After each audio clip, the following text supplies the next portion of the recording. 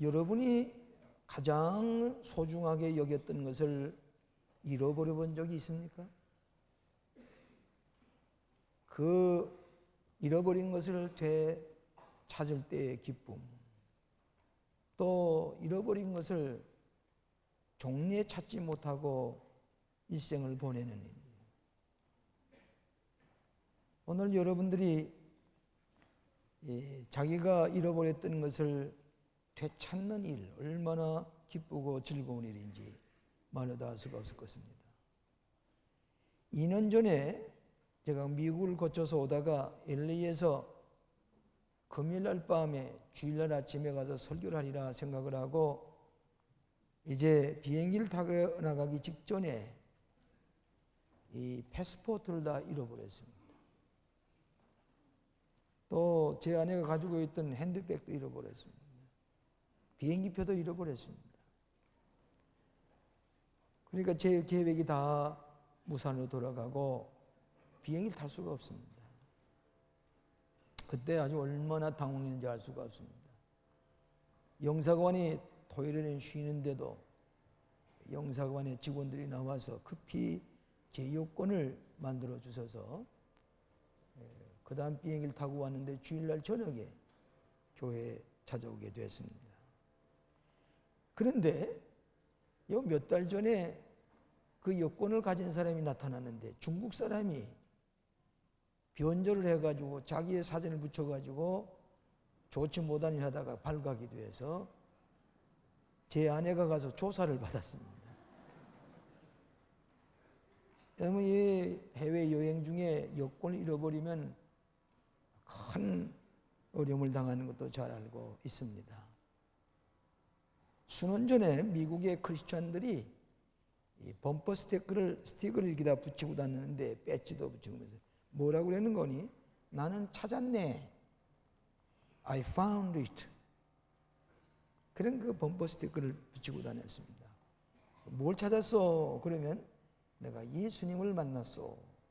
전도로 유도하기 위해서 나는 찾았네. 얼마 후에 비신자들이 또 범퍼 스티커를 달고 다니는데 뭐라고 하는 것이 뭔 거니? 나는 이런 것이 없어. I never lost it. 나는 이런 것조차 없어. 그리고 붙여 다녔습니다.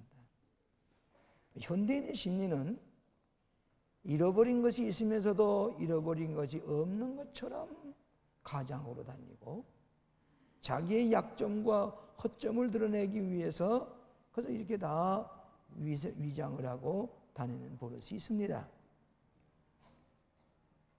얼마 전에 유명한 신창원이라는 사람이 강남 일대를 다니면서 절도 행각을 하는데 수많은 미화를 찾아서 가서 강도를 해서 그를 빼앗았는데 그 사람들이 신고를 안 했어요. 계속해서 나쁜 짓을 하게 되는 것은 잃어버린 것이 많으면서도 잃어버린 것이 없는 것처럼 위장을 하고 살기를 좋아하는 현대인의 심리를 우리가 알 수가 있습니다. 여러분, 누가복음의 이 본문에 나오는 말씀은 예수님이 12살 때에 잃어버렸습니다. 예루살렘 올라갔다가 돌아오는 동안에 예수님은 따라오시겠지 생각을 했는데 알고 보니까 예수님이 미아가 돼서 잃어버렸습니다. 그래서 요셉과 마리아가 당황해서 찾아보는데 이 캐러반이 때를 지어서 가는 유대인들의 중간에는 어린아이들과 부녀자들이 있고 앞뒤에는 장정들이 지키면서 이렇게 저 예루살렘에서 갈릴리로 올라가는 것입니다. 알고 보니까 예수님이 행방불명입니다. 아무리 찾아도 없습니다. 그래서 사흘길을 걸어가지고 예루살렘에 올라가서 예루살렘 성전에 가보니까 예수님이 성전에 앉아 계십니다. 어떻게 이렇게 우리를 놀라게 할 수가 있겠느냐? 내가 내 아버지 집에 있어야 될 줄을 알지 못하셨나이까? 그렇게 반문하는 것입니다. 사흘 후에 성전에서 잃어버려진 예수님을 되찾았다 하는 얘기는 이 누가복음에 나옵니다. 다른 복음서에도 없고 요한서신에도 없는 이 누가복음의 독특한 기사입니다. 최근에 여러분이 많은 것을 잃어버리지만은 사랑하는 친자식을 잃어버릴 때에 그 부모님의 고통은 우리가 말로도 알 수가 없을 것입니다. 미국의 어느 젊은 부부가 캠핑을 갔다가 이 텐트를 치는 동안에 3살 난 어린이를 잃어버렸습니다. 아무리 찾아봐도 그 어린이를 찾을 수가 없이 오래 지났는데 얼마 후에는 그 아이도 부모님도 잃어버리고 부모님은 자식도 영원히 잊어버리게 될는지 모르겠습니다. 성경에 보면 잃어버린 것을 되찾았다는 얘기가 많이 있습니다. 이를테면은 한 마리 양을 잃어버렸을 때 그것을 99마리 두고 한 마리 양을 찾는다. 찾았다.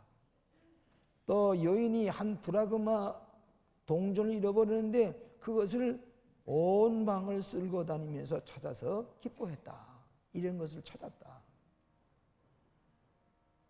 둘째 아들 탕자가 집을 떠나서 잃어버린 줄 알았는데 그 잃어버린 아들이 돌아와서 찾았다. 큰 잔치를 했다. 잃어버린 것을 찾았다는 얘기가 성경에 많이 있습니다. 예수님도 뭐라고 말씀하시는 것이 인자가 온 것은 잃어버린 자를 찾아서 구원하기 위해서 왔다. 그렇게 말씀했습니다. 저는 이 말씀을 가지고 몇 가지로 함께 은혜를 나누고자 합니다. 어디서 이런 것을 찾을 수 있을까? 첫째로는 우리는 잃어버린 것 성전에 와서 찾을 수 있다는 교훈입니다. 가장 소중한 걸 잃어버렸을 때에 어디 가서 찾을 수가 있느냐? 예수님을 찾듯이 성전에 와서 잃어버린 것을 찾을 수가 있다는 얘기입니다. 이 누가복음은 의사 누가가 쓴 복음서입니다. 이 누가는 사도가 아닙니다. 제자도 아닙니다. 사도행전까지 썼습니다. 그런데 특이할 만한 것은 성전에 대한 얘기를 누가 저자는 잘 기록을 하고 있습니다. 이를테면은 이 1장에 무슨 얘기가 나오는 거니 세례 요한이가 탄생되는 이야기가 나오는데 세례 요한의 아버지 사가랴가 성전에서 분향하며 제사장의 직무를 기도하면서 감당하고 있는데 갑자기 천사가 나타났어요. 천사가 나타나서 가브리엘이 내가 기도한 대로 너희 집에 아기가 탄생될 것이다. 너를 위해서 아기를 낳을 것이다. 그러니까 이 사가랴가 제사장이면서 기도도 했지만은 제 아내 엘리자벳이 나이 많습니다. 지금 아기 낳을 연세가 아닌데 의심을 했습니다. 그러면서 천사에게 반문을 했어요. 나이 많은 내 아내 엘리사벳에게 어찌 이런 일이 있을 수가 있겠습니까? 그랬는데 놀라운 것은 그렇게 의심하고 불신하는 순간에 이 사가랴의 입이 딱 붙었어요. 벙어리가 되어버렸습니다. 얘기를 못하는 겁니다. 그래서 제사장 직분을 감당하고 돌아와서 몸짓을 하면서 그 사실을 알렸습니다. 이 세례 요한이가 세상에 탄생될 때까지 사가랴는 벙어리로 말 한마디도 못했습니다. 요한이가 아기가 탄생된 후에 이름을 뭐라고 짓까? 어떤 사람은 아버지 이름 따서 사가랴라 하자 그랬는데 이세 아니다. 벙어리가 아니다. 소판을 가져오라고. 소판에다가 요한이라고 쓰자. 천사께서 내 가르친 이름이다. 요한이라는 이름을 붙이는 순간에 사가랴의 입이 풀려서 이 얘기를 하기 시작했습니다. 성전에서 이렇게 믿지 않다가 이런 큰 형벌을 받았다는 얘기가 이 성전에서 누가복음 1장에 나오는 특별한 기사가 있습니다. 오늘 이 성전은 기쁜 소식을 들었고 하나님의 복음을 들었을 때에 의심하고 믿지 않을 때에 어떤 현상이 나타나느냐? 또 이 성경에 보면 사탄이 예수님을 시험하는데 성전 꼭대기에 올라가서 내리뛰라. 성전을 통해서 시험을 하시는 겁니다. 마지막에 이 예수님이 십자가에 못 박히실 때에 성전의 휘장이 위에서 아래 쭉 갈라져서 지성소가 없어졌습니다. 이것도 특히할 만한 일이고, 마지막에 예수님께서 부활 승천하실 때는 제자들 향해서 손을 들고 축복하셨는데, 그 축복을 받은 성도들이 성전에 늘 모여서 하나님을 찬양했다. 역시 성전에서 일어난 일로 누가복음을 마치고 있습니다. 오늘 여러분 뭘 잃어버렸습니까? 가장 소중한 거 잃어버리지 않았습니까? 내 자식이 집에 있는 것 같지만은 이미 탕자가 되어버린 잃어버린 자식은 없습니까? 우리의 가정에 가장 소중한 것 지니고 있는 것 같지만 실상은 잊어버렸습니다. 예수님께서 요셉과 마리아에게 어째 나를 찾으시나이까? 내가 내 아버지 집에 있어야 될 줄 알지 못하십니까? 제가 이 앞에 예배 보고 나가신 분과 악수를 할 때에 어떤 분은 난지 일주일밖에 안 된 어린애기를 안고 와서 처음으로 교회 와서 예배를 드리고 간다고 하면서 목사님, 이 어린애기 머리 좀 안수 좀 해주세요. 처음으로 따라와서 애기에게 안수 기도를 받고 돌아. 그렇게 기뻐해요.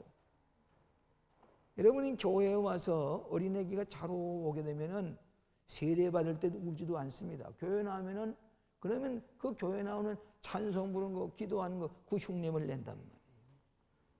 우리 제일 마지막 손자가 얼마 전에 돌을 지났는데, 이 돌을 지나면서 아주 걸어 다니는데 이놈이 그저 이 책만 보면은 노래를 부르는 거예요. 찬송 부르는 연습을. 교회 와서 배웠거든요. 종이만 있으면 들고서 노래하는 거예요. 또 기도하는 법을 배워서 할아버지 축도한다 그러면은 이 엉덩이를 거꾸로 하고,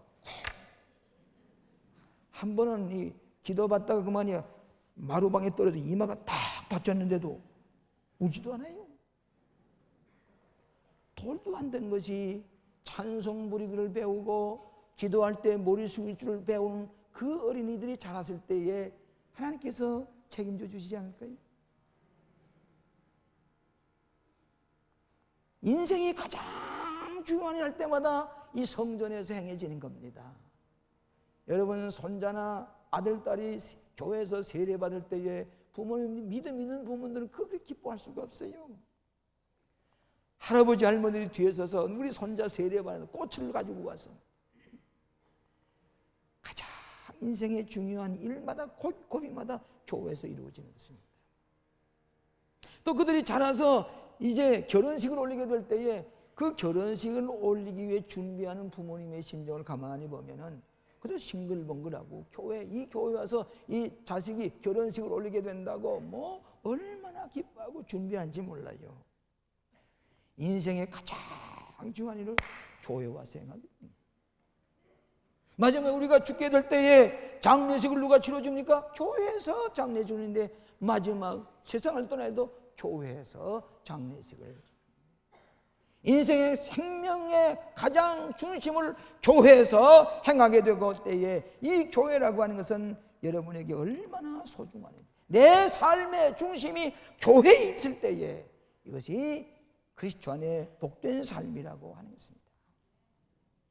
잃어버려진 나, 삶의 무의성에 고통할 때에 삶의 공허감과 실패와 좌절과 실직과 자기 상실에 고민하게 될 때에 어디 가서 나를 찾을 것인가? 어느 맥주집에 가서 나를 찾을 것인가? 골프장에 가서 나를 찾을 것인가? 바닷가에 가서 나를 찾을 것인가? 어디서 잃어버린 나를 찾을 것인가? 잃어버린 자, 어디 가서 나를 찾아야 되겠냐? 그 얘기입니다.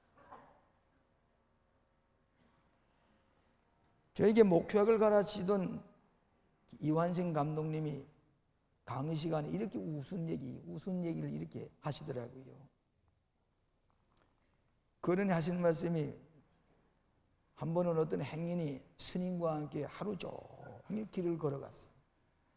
나중에 피곤해서 어느 주막집에 가서 하룻밤을 지나는데 둘이 같이 잠을 자게 되는데 이 행인이 너무 피곤해서 코를 골면 자니까 이 장난기가 있는 스님이 옆에 자고 있는 그 사람의 머리를 다 빡빡 깎아줬어요. 그것도 모르고 피곤해서 잤단 말이죠. 아침에 이 스님은 일찍 일어나서 그 자리를 떠나서 가버렸습니다. 이 행인이 머리를 다 깎인 행인이 아침에 일어나 보니까 머리가 선선한 이성. 그걸 보니까 머리가 다, 이 행인이 뭐라고 그러는 거니? 스님은 여기 계시는데 난 어디 갔는고? 자기를 잃어버렸다는 얘기예요. 스님은 여기 있는데 나는 어디 갔는고? 잃어버린 자 어디에서 찾을 것인가? 우리나라 정치가 바뀔 때마다 아주 나라를 위해서 충성을 하던 분 감옥에 갇힐 수가 있습니다. 지난 주간에 우리 교우댁을 한번 방문했는데 이분이 참 우리나라에 큰 일을 많이 하는 그런 분인데 그만이야 정권이 바뀌니까 감옥에 들어가서 16개월인가 지났습니다. 제가 찾아가서 성찬신도 하면서 그저 목사님 감사합니다. 늘 제가 명상하는 성경 중 항상 기뻐하라, 쉬지 말고 기도하라, 범사에 감사하라. 그 성경 읽고 은혜 받고 있습니다. 1년 6개월이 된 다음에 새벽 4시에 감옥문을 열어주면서 이제 나가시라고. 이분이 내가 감옥문을 나간다면 제일 먼저 찾아올 것이 어딘가 생각하다가 교회 가야지. 교회 가서 하나님 앞에 기도해야지. 새벽 4시에 감옥문이 교회로 달려왔어요. 광교에 달려와서 새벽 기도하는데 가자. 하나님 감사합니다. 잃어버렸던 나 되찾게 했으니 감사합니다. 눈물을 흘리며 찬송 부리고 기뻐하고 예배를 부리고 그 다음에야 집으로 갔다는 얘기입니다. 잃어버린 나 어디서 찾을 것입니까? 상실된 나 누가 날 찾아줄 것입니까? 내가 아버지 집에 있어야 될 줄 모르시나이까? 주님이 계신 이것, 인자가 온 것은 잃어버린 자를 찾아 구원하려고 오셨다고 하시는 예수님, 이 성전에 찾아와서 잃어버린 자를 되찾고 삶의 의미를 찾고 가치를 깨닫고 인생이 어떻게 살아야 될 것을 하는 복음 가운데 자리를 찾아 나가는 것이 교회에 나오는 큰 은혜인 줄로 믿습니다. 잃어버린 자, 예수님 찾듯이 이 성전에 와서 찾으시기를 축원합니다. 두 번째로는 우리들의 갈등과 문제를 해결하기 위해 성전에 찾아오는 것입니다.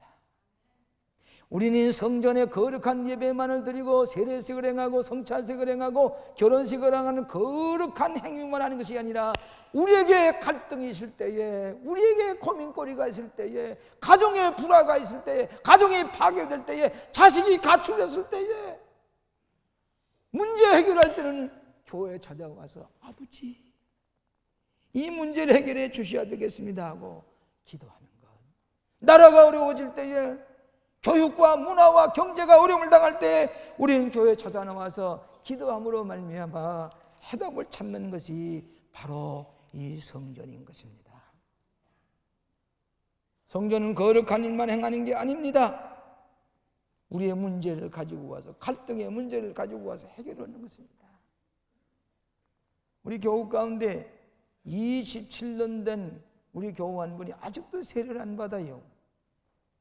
그래서 이 박인동 씨, 우리 이번엔 세례 받으시죠? 아니, 왜 그러십니까? 아직도 내가 정산할 것도 많고 죄진 것도 많고 허물이 많은데 내가 어떻게 세례를 받습니까? 27년 동안 세례를 안 받아요.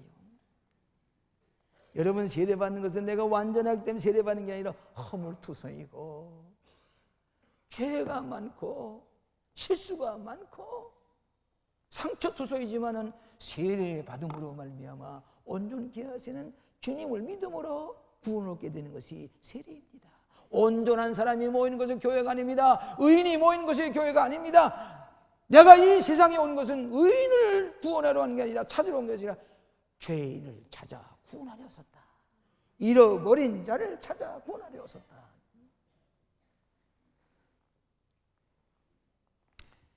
얼마 전에 베를린 장벽이 무너진 지 10주년을 행하는 감격스러운 장면을 여러분이 텔레비전 통해서 보셨을 것입니다.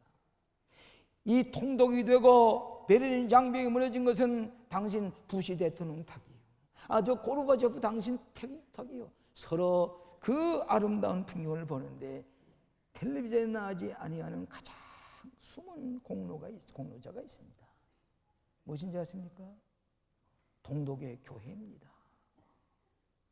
동독에 있는 교회, 이 성 니콜스 교회라고 하는 교회에 이 나라를 구원하기 위해서, 통일을 위해서 처음에는 20명, 30명이 모여서 기도하니 나중에는 수십만 명이 매 목요일마다 모여서 기도하니 하루아침에 베를린 장벽이 와르르 무너지게 된 것은 정치적인 수완 배후에 교회가 기도를 했고, 교회가 소독교회가 동독교회에 꾸준히 무엇인가 도와주고 같이 기도한 까닭에 하나님의 섭리 가운데서 통독이 이루어졌다는 사실입니다. 우리 세계감리교협의회에 회원 가운데 한 사람이 옛날 동독 출신의 비숍 미노루라는 분이 여기 한번 오셔서 설교한 것도 여러분 인사한 것도 들었을 것입니다. 나는 그분을 볼 때마다 존귀하게 여깁니다. 그 밖에 속에서도 동독에서도 감리교 감독을 해서 기도하면서 통독을 위해서 기도했던 그를 볼 때마다, 만날 때마다 내가 인사를 하면서 모스크바 광림교회를 돌봐줘 고맙다고 감사하다. 오늘 나라가 어려울 때에, 통일 문제, 경제가 어려울 때에, 갈등에 쌓여있을 때에 가지고 오는 것은 교회 와서 하나님 앞에 부르짖게 될 때에 하나님께서 우리의 갈등과 우리의 고통과 우리의 모든 기도 제목을 들어주시고 응답해 주실 줄로 믿습니다. 여러분, 미국의 시민전쟁이 있을 때에 정치적으로 해결되지 못하는 것, 교회가 그 갈등을 안고 문제 해결했던 것이 교회라고 하는 것이 역사에 나타나고 있습니다.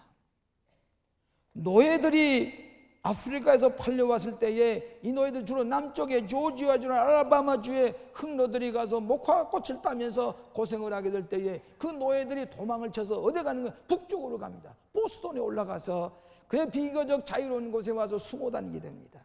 그 노예가 어디를 가냐면 크리스찬 집에, 예수 믿는 집에 가서 숨어 있습니다. 이 예수 믿는 사람들은 그 흑노를 감싸주고 보호하고 지키고 있습니다. 저 남쪽에서는 정보를 보내가지고 그 사람들을 찾아가지고 감추었던 사람들, 그를 도와줬던 사람들을 형벌을 주기 위해서 갖가지로 하는데 크리스찬들이 다 숨어놓고 있습니다.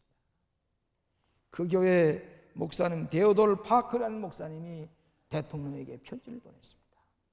우리는 이 아메리카 미 합중국의 헌법보다도 우리는 하나님의 말씀의 법을 소중히 여기기 때문에 이 노예 문제에 대해서 우리는 반대합니다. 우리는 노예를 보호할 책임이 있습니다. 하나님의 말씀이 우선되기 때문입니다. 그 흑노들을 보호했다가 배를 만들어서 아프리카로 도망을 가게 했습니다. 그러면서 이 데오돌 파크라는 목사님은 내가 이들 대신에 옥에 갈지라도 이들에게 자유를 줘야 합니다. 노예 해방 운동을 일으키기 위해서 나중에 종당에는 노예를 자유케 하는 그 법을 통과시킨 것을 알 수가 있습니다. 얼마 전에 인천 호프 술집에서 중고등학생 50여 명이 불에 타 죽고 그리고 수십 명이 화상을 입었습니다. 나는 이 호프라고 해서 영어로 희망의 호프인 줄 알았더니 그게 아니래요. 아침에는 이 희망이라는 그 청년들이 가가지고 술을 마시고 타 죽네. 호프라는 게 맥주 먹는 맥주의 원료가 호프라는 게 있습니까? 그 얘기를 하더라고요. 자, 청년 사람들이 갈 데 없다고 그래서 소주집에 소주방에 가서 소주를 마시고 이 맥주를 마시다가 불에 타, 이거 잃어버린 자식들 아닙니까? 이 가족들이 잃어버린 거 아닙니까? 이것들을 어떡하겠냐 그 말입니다. 내 집에서 같이 있는 것 같지만 실상은 이미 집을 떠나 멀리 떠나가 있는 내 자식들, 청소년들, 누가 이것을 돌보아주겠냐 그 말입니다. 우리 교회에서는 양의 집을 깨끗이 수리해서 일주일 내내 와서 커피 마시고 너희들이 여기서 노래하면서 즐기라고. 여러분 오늘 오다가 보신 것과 마찬가지로 저 마당에 공원을 만든 까닭은 청소년들이 거기 와서 놀고 교회 와서 예배 드리고, 여러분 사부 예배 드리는 청년들 보면은 그들이 기타를 치고 찬양을 부르는데 무려 한 3,000명이 모여서 주님 찬양합니다. 눈물이 겹도록 귀한 겁니다. 술집에 가서 술을 마시다 불에 타 죽는 청소년들 있는가 하면은 교회 와서 주님 몸을 바칩니다. 하나님께 바칩니다. 하나님 뜻대로 살게 하시옵소서. 찬양을 부리는 것, 이게 교회입니다. 그렇기 때문에 오늘 이 새철로를 맞이해서 앞에 차는 지하로 몰고 옆에다 주차장을 짓고, 그리고 그들이 공원에 와서 열리는 교회, 청소년들이 마음대로 만나서 얘기할 수 있는 교회, 그리고 교회 와서 하나님 앞에 예배드리고 찬양하는 이 교회, 새철로 시대에 우리가 감당할 교회가 아닌가 하는 것입니다. 실직하고 노숙하는 사람들, 노인들, 치매증에 걸렸다고 내버리는 노인들, 직장이 없어서 실직을 방황하는 길거리에 나 있는 사람들, 서초복지관에 불러다가 빵문 굽는 방법을 가르쳐주고 머리 다듬는 방법 가르치고, 너무 가난해서 공부할 방이 없는데 공부할 방을 수백 개 책상을 만들어서 밤늦도록까지 여기 와서 공부해. 여기 와서 공부해. 노인들 빨래할 사람이 없으니까 그 빨래를 다 걷어오다가 세탁기에서 빨래를 해서 그것을 다 집에 나누어주는 강동복지관. 찬거리가 없는 사람의 차를 만들어서 그 가난한 집에 나누어주는, 이것을 우리 교회가 하고 있지 않습니까? 치매증에 걸려서 가정을 파괴하는 노인들을 앞으로 치매증 요양원을 우리가 만들어가지고 그 가정을 파괴시키는 일들, 그 병든 할머니 할아버지를 모아서 우리가 돌보겠소. 이런 일을 하고 있지 않습니까? 이것이 새 시대에 우리 교회가 해야 할 사명이기 때문에 우리의 갈등의 문제, 어려운 문제, 하나님의 전에서 해결받는 이 재단이 됐은 것을 믿으시기를 바랍니다. 마지막으로 우리 주님께서 성전에서 축복의 주심으로 찾아오게 되는 것입니다. 여러분 누가복음 24장 50절로 53절 몇 절을 여러분을 보시면 마지막에 성전의 말이 또 나옵니다. 자 보세요. 누가복음 24장, 누가복음 맨 나중에 있는 24장 50절로 53절까지 있는 말씀, 우리 한번 다 한 목소리로 읽어보겠습니다. 누가복음 24장 50절로 53절 다 같이 한 목소리로 읽겠습니다. 예수께서 저희를 데리고 베다니 앞까지 나가사 손을 들어 저희에게 축복하시더니, 축복하실 때에 저희를 떠나 하늘로 올리우시니 저희가 그에게 경배하고 큰 기쁨으로 예루살렘에 돌아가 늘 성전에 있어 하나님을 찬송합니다. 예수님께서 마지막에 축복하신 축복을 받은 성도들 늘 성전에 가서 주님을 찬양하니라. 오늘 사랑하시는 여러분, 오늘 여러분의 가정, 내 자녀들 그저 될 수만 있으면 교회에 와서 찬송도 부르고 말씀도 듣고 하는 동안에 그의 제2의 천성이 다듬어져서 인격을 가지고 운명을 바꾸는 이 축복된 제단이 여러분 가까이 있습니다. 이것이 바로 광림교회. 그렇기 때문에 우리는 정성을 다해서 이 교회를 다듬는 것은 그간 우리 20년 동안 이 교회가 다 낙후되도록, 노후가 되도록 다 남의 교회를 지어줬습니다. 세 개의 교회를 지어. 이제는 우리 교회를 다듬자 돌로 붙이고 아름다운 이 앞에 밀레니엄 종을 담가달은 밤에 때가 되면은 청소년을 집에 돌아가시오. 은은하게 종을 쳐주고 예배당에 오는 사람들을 위해 종을 쳐주는 이 밀레니엄 종을 이 예수님 동상 뒤에 세울 것입니다. 달 것입니다. 오늘 아침에 그 봉헌한 분이 1억을 가지고 와서 이걸 바칩니다. 적금 들었던 것, 이 교회를 위해서 바칩니다. 오늘 이 교회가 축복받은 전야이기 때문에 모든 사람들이 와서 복을 받게 하기 위해서 아름다운 정성을 기울이는 것을 볼 수가 있습니다. 여러분의 가정에 복을 받기 위해서, 여러분의 자녀들이, 내 친구들이, 내 형제 자매들이 이 교회에 와서 인생의 문제를 해결하고 축복을 받는 제단이 되기 위해서 이 교회를 가꿔야 합니다. 인생에는 세 가지 차원의 삶을 살아간다고 합니다. 하나는, 첫째는 1차원적인 삶을 살아가는 사람은 자기밖에 모르는 사람. 1차원, 자기가 우주의 중심이 되고 모든 사람이 자기를 위해서 있는 것처럼 생각하고 자기 교만, 자기만을 위해서 있으라고 하는 이 사람은 1차원적인 삶을 살아가는 사람. 그 다음 2차원적인 삶을 사는 사람은 둘이 그저 이렇게 계약관계처럼 정치적인 그런 배려를 가지고 살아가는 겁니다. 내가 나에게 무슨 말을 했으니 내가 웃어줄게. 또 우리가 이렇게 달리는 거 두 분이 같이 이렇게 가자고. 일생은 평행성을 달립니다. 가정도 마찬가지입니다. 가정은 둘이 합해서 하나이 되는 겁니다. 둘이 일생 동안은 평행성을 달리며 살아가는 것, 1차원적인 삶입니다. 너는 너고 나는 나다 말이죠.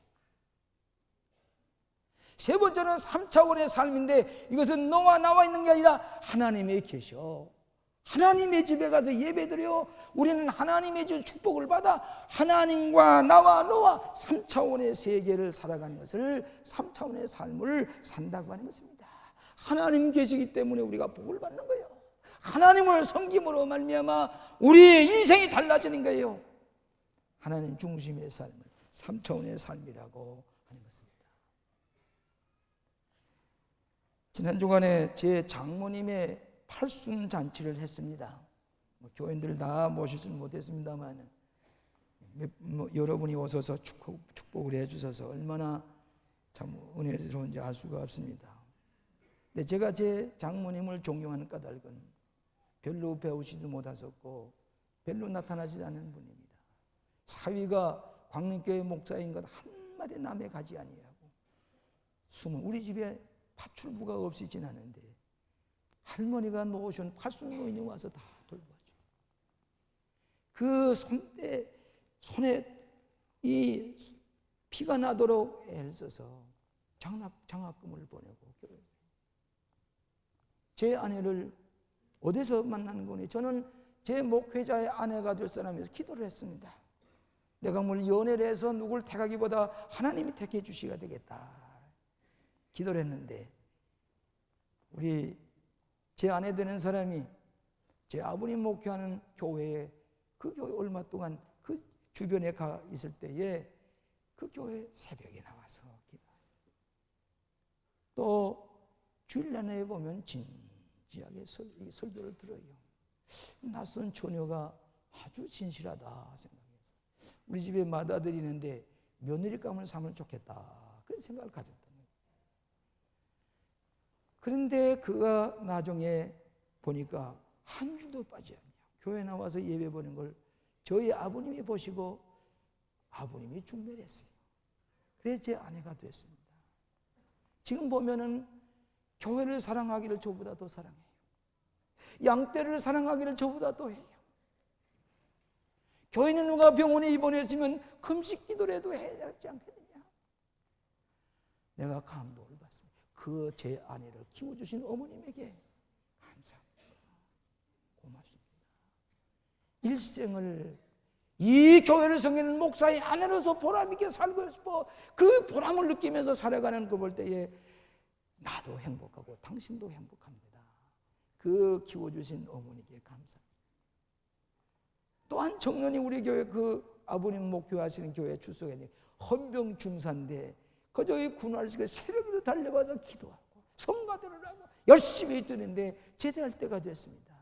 제 아버님이 눈여겨보다가 이 사람을 목회자로 만들어야 되겠다. 제게 연락을 했어요.